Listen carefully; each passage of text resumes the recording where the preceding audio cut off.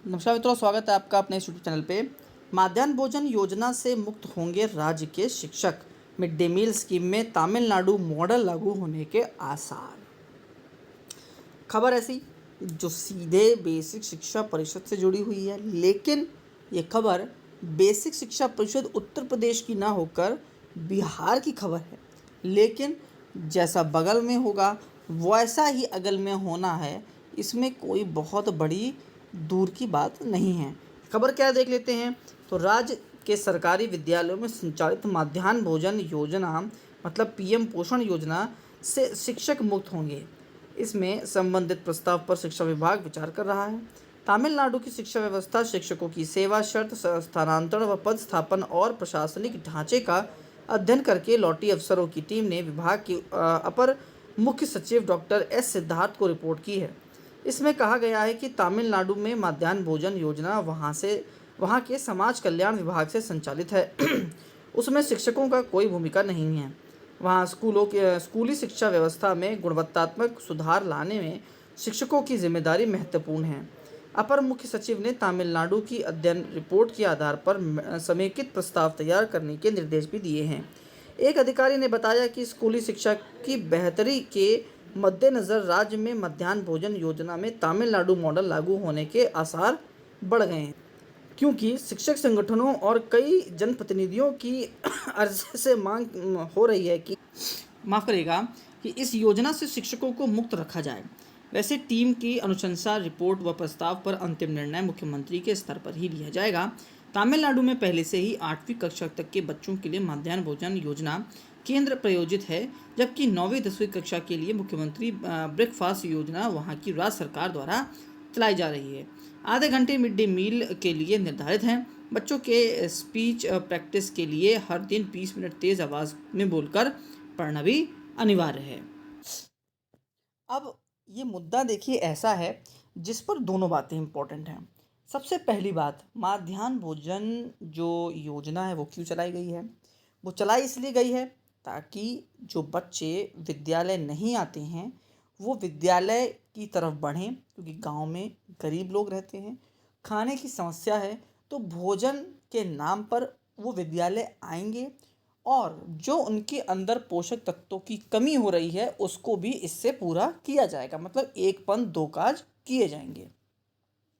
अब शिक्षकों को इससे हटाना सही क्यों है? इसका सबसे बड़ा रीज़न देखिए क्या है।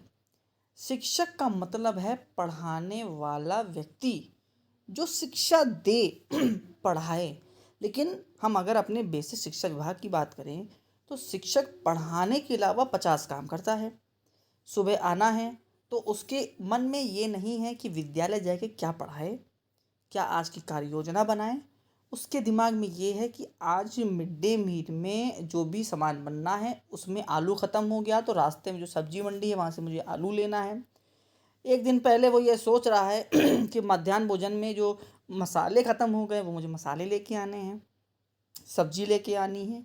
विद्यालय पहुंचने के बाद तेल ख़त्म है कि नहीं इस पर ध्यान देना है। उसके बाद रसोइयों को भी बीच बीच में टाइट करना पड़ता है, ये आप सब जानते हैं, क्योंकि वो किस प्रकार से काम करते हैं अगर उनको आपने खाली छोड़ रखा है तो।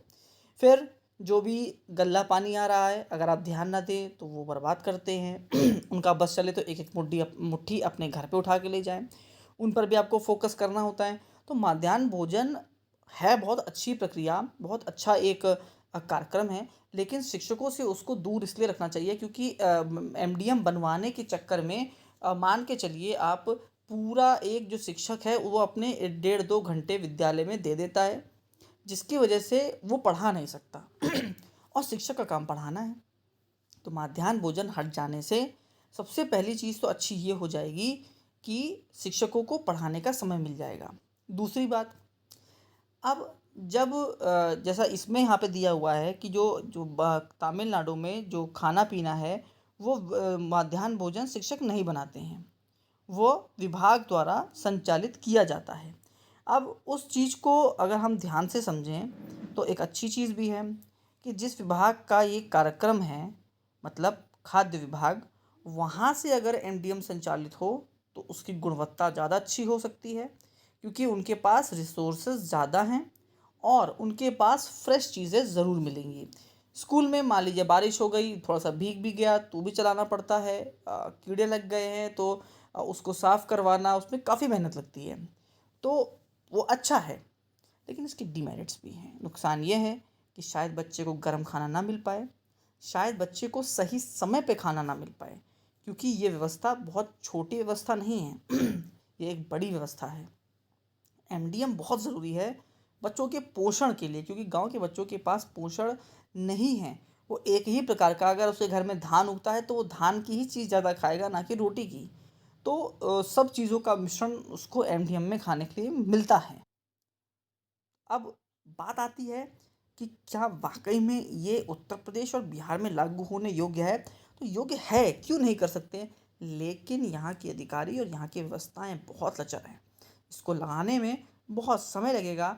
देखते हैं, अगर बिहार में लागू हो गया तो उत्तर प्रदेश के लिए भी एक एग्जाम्पल बनेगा, और उम्मीद है ये चीज़ भी उत्तर प्रदेश में आए, ताकि शिक्षक और अन्य कामों से हटकर अपना दिमाग पढ़ाई में लगा सके। लास्ट तक आपने वीडियो देखी, उसके लिए बहुत बहुत धन्यवाद। आपका दिन शुभ हो।